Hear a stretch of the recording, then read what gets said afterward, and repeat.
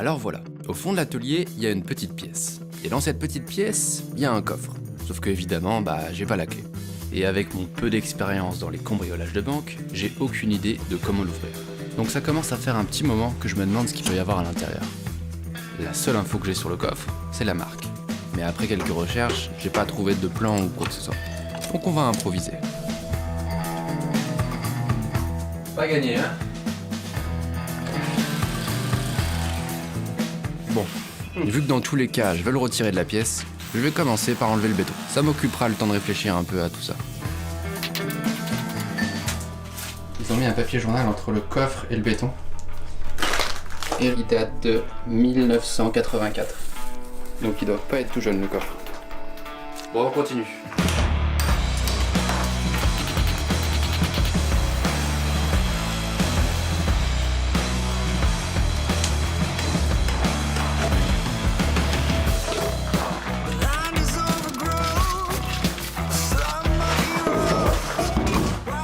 Bon allez, petite pause lecture du 17 septembre 1984. C'est drôle de voir à quel point certaines choses ont bien changé en 40 ans. Et d'autres sont plutôt toujours d'actualité. Allez, trêve de bavardage, maintenant faut nettoyer tout ça.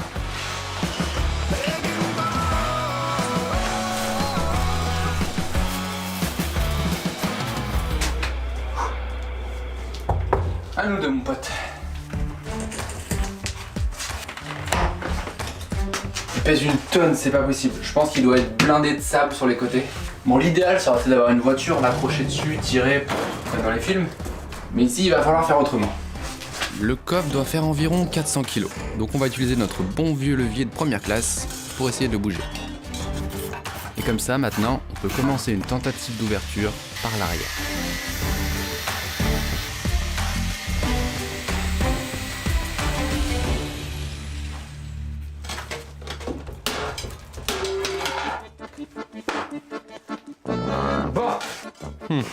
Et voilà en partie pourquoi il est si lourd. On n'est pas encore sorti. Derrière la première paroi en métal, il y a quoi, allez, 2 cm de béton. Et ensuite il y a ça, je sais pas ce que c'est.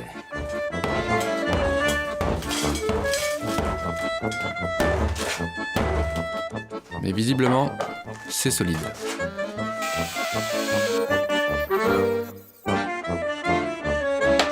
Mais non! Il y a une 4e couche. Ça en finit jamais le truc, c'est les poupées russes.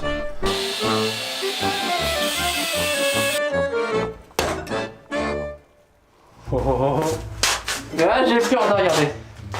Je trouve qu'il y a des bestioles qui ont survécu. Virus.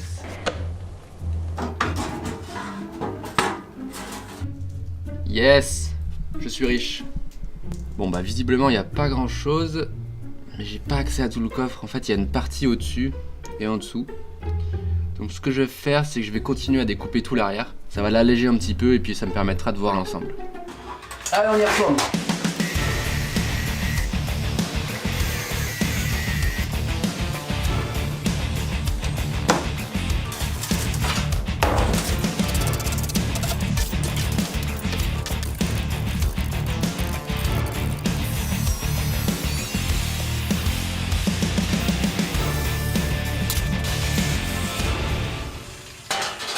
Et bah c'est officiellement vide. C'est dommage. C'est pas vrai. Mais non. Bon, c'est plutôt marrant de se dire que je me suis cassé la tête alors que le truc était à moitié verrouillé. Bon.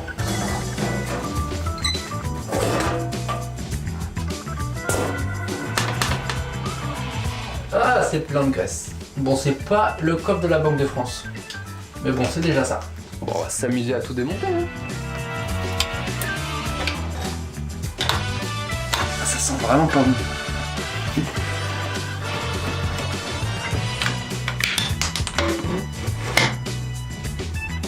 Intéressant. Bon, ça c'est facile à comprendre.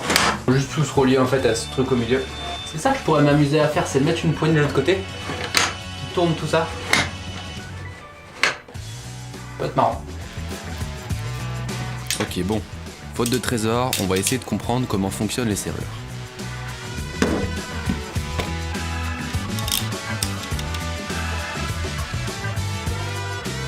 Ah bah là c'est joli. Oups. Visiblement, c'est un genre de système avec une clé et 3 combinaisons à faire. Bon, c'est très beau tout ça, mais regardons plutôt des serrures un peu plus communes. On va commencer par le verrouillage par combinaison. Et vu qu'en ce moment je suis à fond sur les impressions 3D, on va recréer une petite serrure. Vous savez, c'est ce genre de roulette là.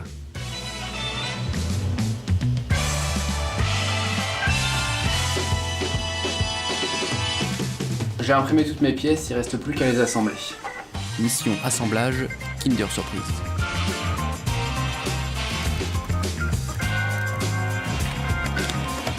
Regardons tout ça de plus près. Cette petite pièce est bloquée par les disques. Donc pour l'ouvrir, il suffit d'aligner toutes les encoches en faisant tourner les cylindres à droite, à gauche, puis encore à droite. Ce qui correspond à la combinaison du code.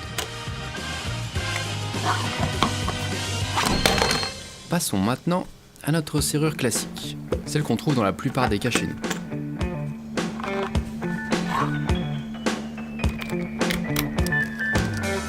Quand on insère la clé dans la serrure, on va aligner des goupilles qui correspondent à la denture de la clé. Le cylindre devient donc libre et peut tourner tranquillement. Mais il y a un petit problème avec ce genre de serrure, c'est qu'on peut les ouvrir plus ou moins simplement. En fait, il nous suffirait d'utiliser un genre de petit râteau pour essayer d'aligner les goupilles pour l'ouvrir.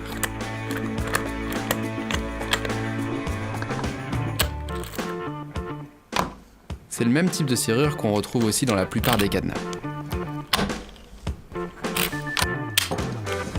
Donc on va dire que ce genre de serrure c'est pas trop sécure.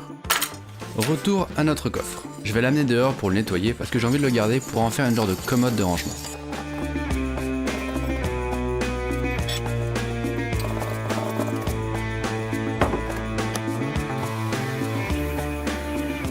Bon, par contre, manque de temps, on finira de le nettoyer et on lui mettra un système d'ouverture un peu plus cool une prochaine fois, parce que je dois partir pour un projet que je vous expliquerai dans la prochaine vidéo. Mais pour vous donner une idée, voilà où ça se passe.